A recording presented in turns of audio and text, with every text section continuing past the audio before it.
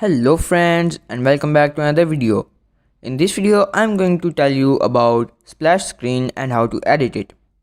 So to open the splash screen you have to go to edit and you have to select project settings, and here you guys can see in the player section there is a section which is splash image.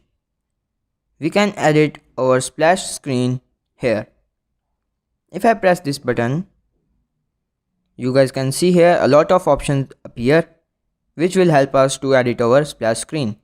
If I click the preview button, you guys can see here a simple splash screen has appeared. The current theme is light on dark. We can also change that.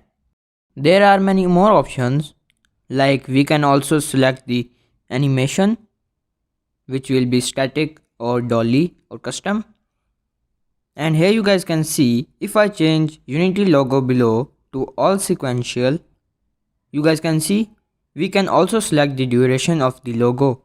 If I change the animation to custom, you guys can see here that we can also adjust the range of the zoom of logo and the background. Here you guys can see we can also add an image to our background, and we can also change the color of our background.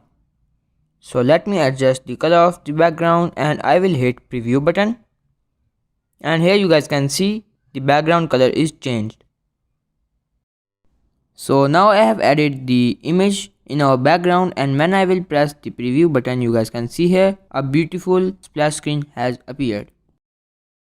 We can also add a logo in our splash screen. Currently I have these images.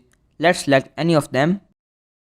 Now if I press the preview button, you guys can see here that our logo appears just above the Unity logo. So that's it for today guys. Thank you for watching and I hope to see you again in the next video.